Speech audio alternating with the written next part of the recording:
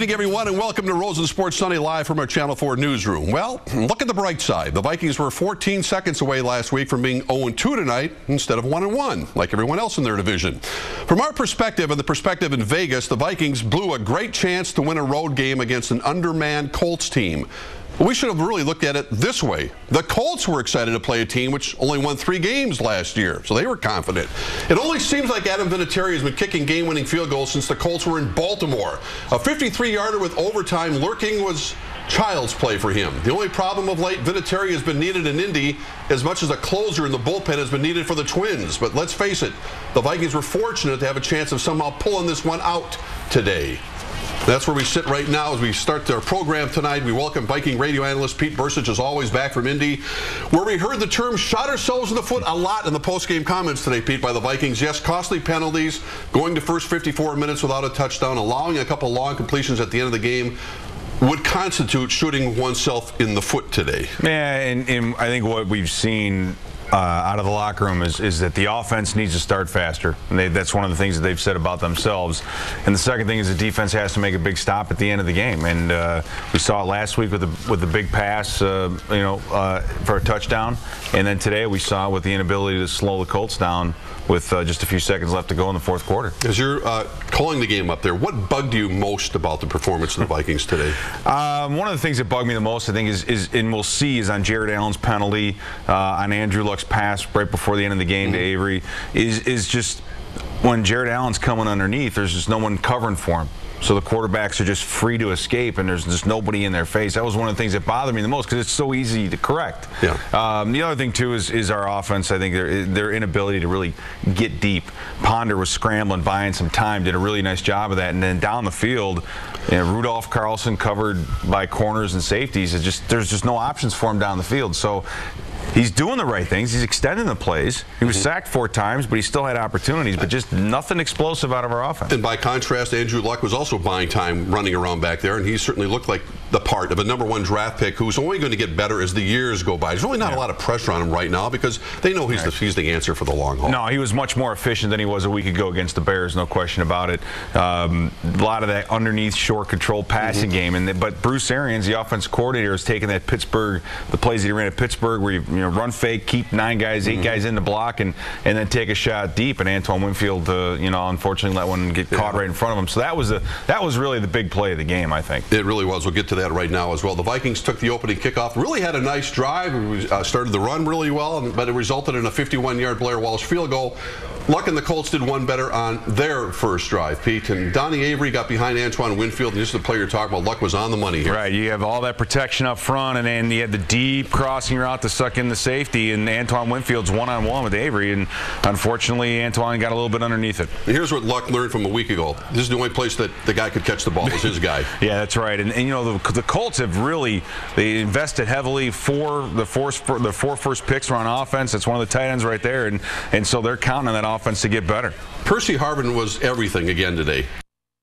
And again, Percy Harvin has been 40% of the yardage gained by the Minnesota Vikings, and without Harvin, this team would definitely be 0-2. Second quarter, Ponder gets sacked, but worse here, coughs up the ball. Right. Of the 4 times he was sacked, this is the 1 turnover. The Vikings end -1 in the turnover ratio. So this turnover is huge, and then really the penalties that we incurred later were big too. Crucial sequence, 3rd and 6, missed a wide open Harvin here, and it cost him. Yeah, you wonder what's supposed to happen on that route. I don't know if Harvin broke it a little short, but those are the kinds of things. 3rd and 6, you have to get them done. You think that the Colts are playing for a field goal? Luck had other ideas. Yeah, this is a huge breakdown, a 30-yard touchdown pass, and you have the cover 2, and Wayne just runs right by our deep middle guy in Aaron Henderson. Now we don't know who was supposed to cover whom, but just way too easy in the waning minutes of the first half. Waning seconds, and that made a big difference, 17-6. Adrian Peterson, for lack of a better term, became rather pedestrian today. He had some decent runs at the beginning, but did he look effective to you today? Did he look healthy, or what was the deal? Yeah, he did okay, but it doesn't look like he was before. And the thing is, with this 3-4 style Chuck Pagano type of defense, they're going to make sure he can't get outside. And I think when he goes back and watches the film, there were a lot of holes. If he's rusty in one way, it's just some of his reads. And there were some opportunities for him to break it, not necessarily outside, because he wanted to keep bouncing everything outside, but just stay in there, find those holes, get up into the safeties. He did look a little slower. He's not quite himself, but I would expect that after last week being the first week of action. Yeah. He's going to be more sore this week, a little more tired. He'll get himself back in the Speaking of not being himself, you mentioned John Carlson's name. That's one more time that we heard it in the broadcast today. What's going on? They spent a lot of money on him. We know he missed all the training camp because of the injury. Is that really slowing him down right now? And maybe from a conditioning standpoint, I don't think he had the brace on today. We were so high up we couldn't tell. I know he doesn't like playing with that brace on his leg, but Kyle Rudolph is getting a lot of those featured routes, and it's kind of hard to. Well, right now you're looking at it going, where does he fit into this offense? Why did they? That was we keep hearing too tight in offense to be effective in the red zone. Didn't hear him. Nope. The Vikings' lack of discipline in the third quarter was the real culprit today, in particular on back-to-back series with personal foul penalties, keeping drives alive for the Colts. Very frustrating moments here. First series, Indy back to punt, and special teamer Andrew Sunday. Is that his name? I've never heard of the guy. Sunday. Yeah. Gets called for roughing the punter.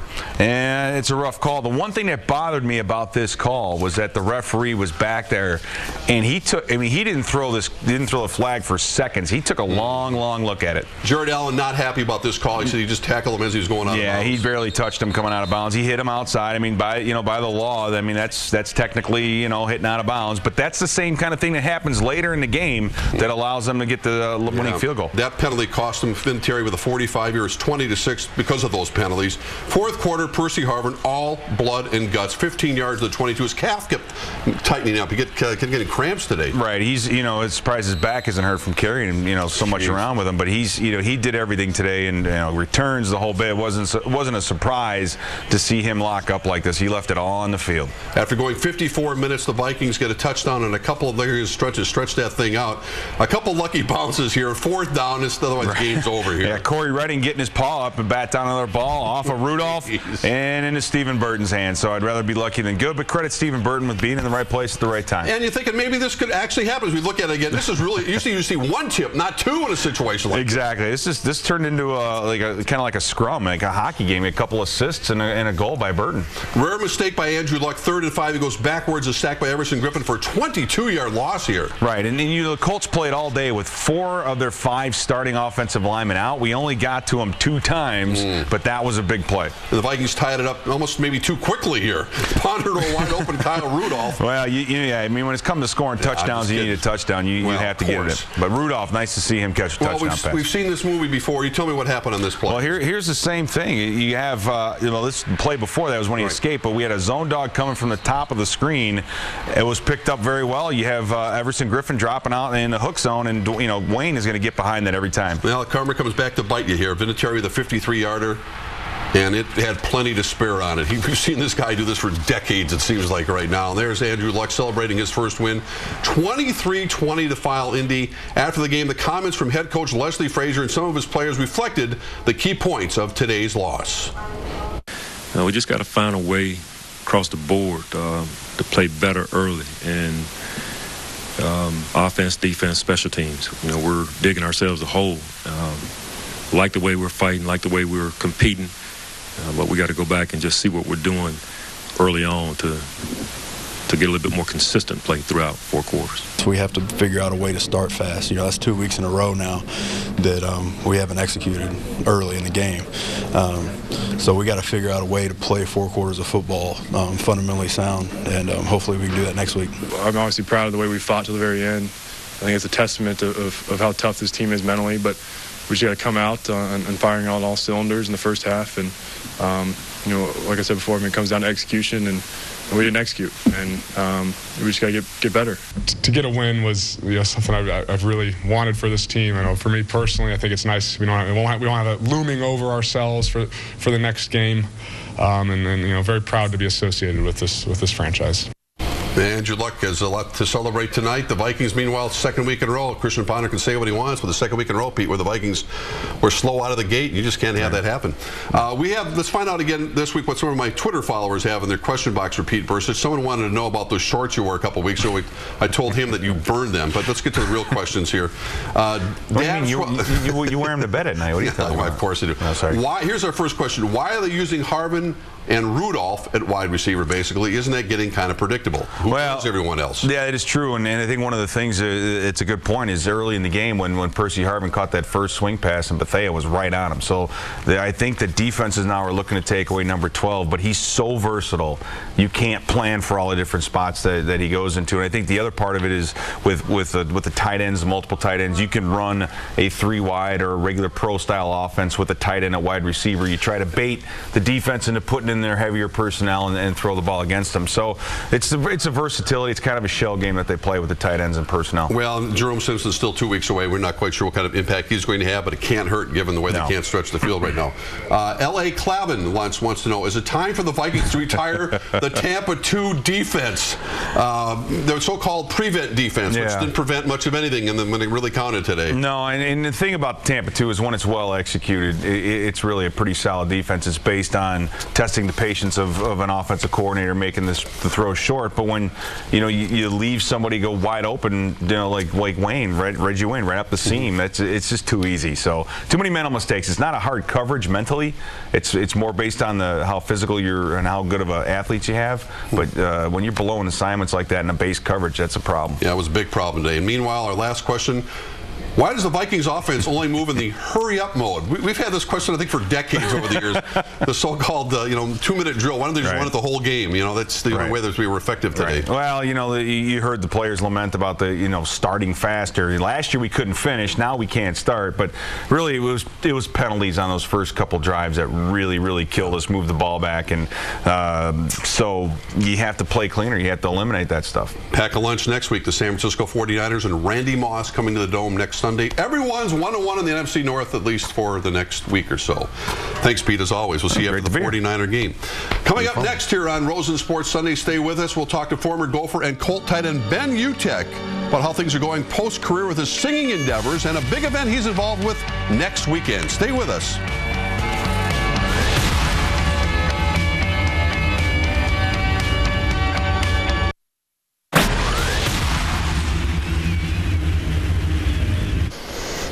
And welcome back to Rosen Sports Sunday and our special late-night guest live in studio. His resume may take about a half hour to read. Former Hastings three-sport star, University of Minnesota tight end, Super Bowl winner with Peyton Manning. He's got the Super Bowl ring on that finger with Peyton Manning. Wear it. Singer extraordinaire and honorary ambassador for next week's Walk for Thought to benefit Minnesotans with brain injury, Ben Utecht. Ben, thanks so much for stopping by. Appreciate it, man. We have a lot of ground to cover, so we got to get right into it. First of all, watching Andrew Luck today, walk into some very big shoes. We mentioned Peyton Manning, one of your former teammates. I think that's what his name was. Right. Your impressions of watching Andrew Luck. You know the situation in Indianapolis and the expectations on this young man. You know what?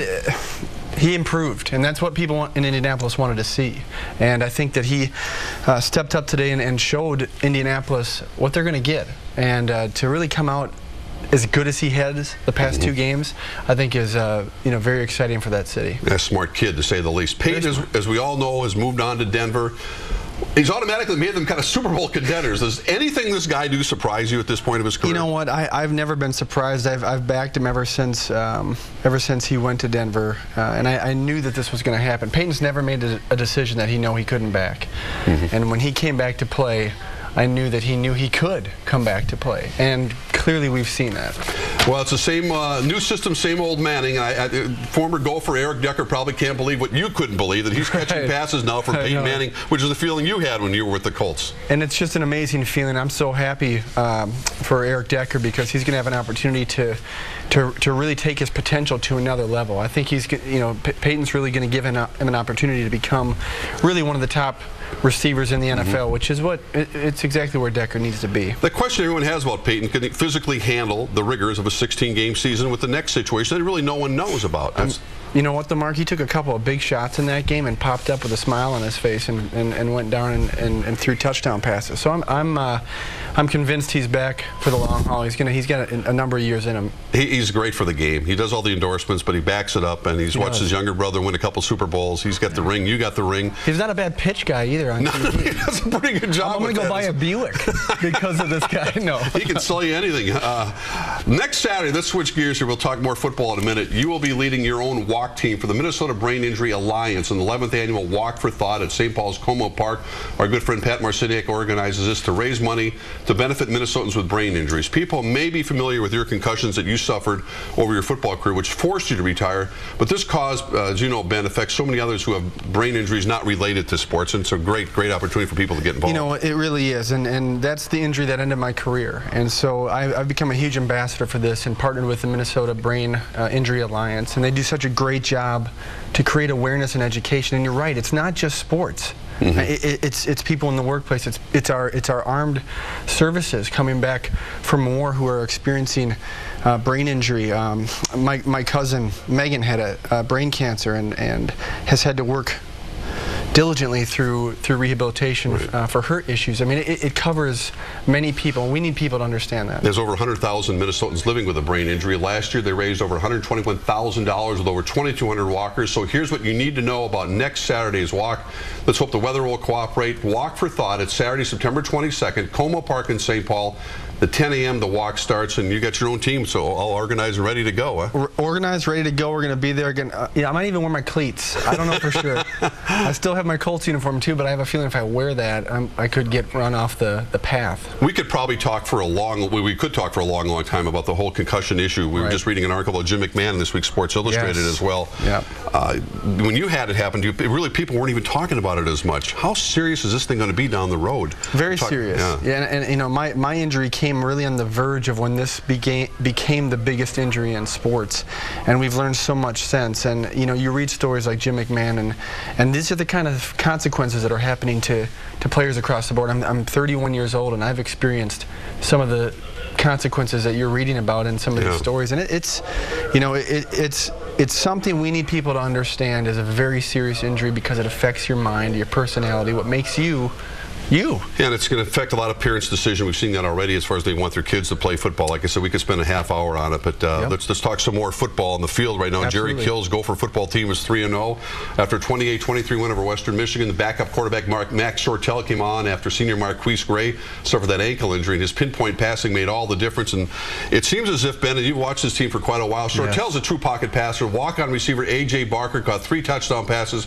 He went to De La Salle High School. The Gophers have some very talented wide receivers from here in Minnesota. You got Barker, Devin Crawford Tufts, Andre McDonald, and some others as well. Well, when's the last time you saw a pocket passer at the University of Minnesota? I mean, that's what's exciting for me is I'd like to see a new style of offense, a guy that can sit in there and throw the ball like, you know, the quarterback that I've had a chance to play with for a number of years. And I think that's very exciting, a whole new element to the Minnesota Gophers. And we'll see how he comes out this next week if Marquise can't play. Well, that's the key thing. When he's in a starting role, they play Syracuse here next Saturday, and it might be a little different than Western Michigan couldn't really develop a game plan against them. But, you know, you got Philip Nelson waiting in the wings as well, a true freshman, a couple other quarterbacks, but he's the guy that the Gophers really will look at for the future as well. But Shortell looked like he's enjoying himself out there. And this is an improvement. I know people are going to say, well, it's Western Michigan, and it's not.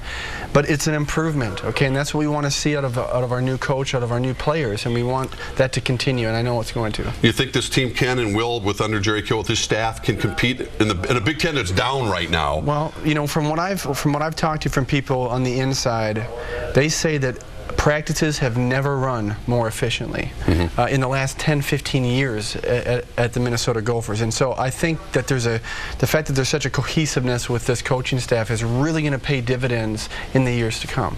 Well, Ben, we appreciate you being here tonight. Thanks, Walk for Thought next Saturday, Como Park. Please invite people to come on out and support it. Thank you so much. Always a pleasure. All right. Nice ring, by the way. Well, you want to borrow it?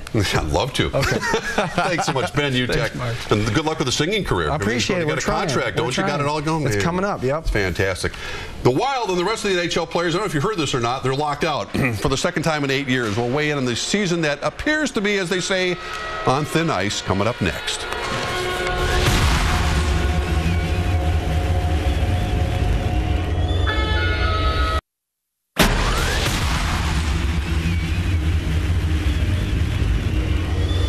And welcome back. Well, never in the history of sports labor negotiations has a lockout been more of a certainty than the NHL locking the doors last night at 11 p.m. Again, the season doesn't officially begin until October the 11th, but there's no one close to this situation who believes that will now happen on time.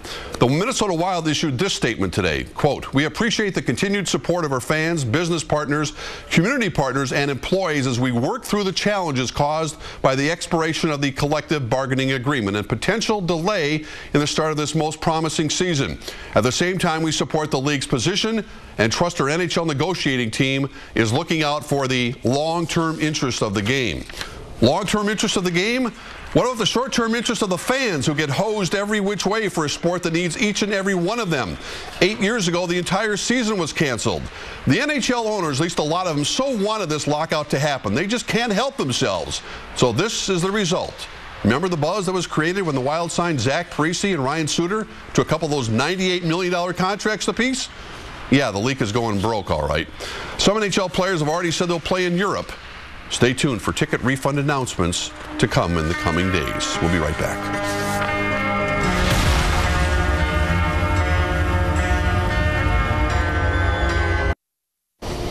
So after just 2 weeks of the season, everyone in the NFC North is 1-1, and the Vikings return home to face the San Francisco 49ers, who are 2-0.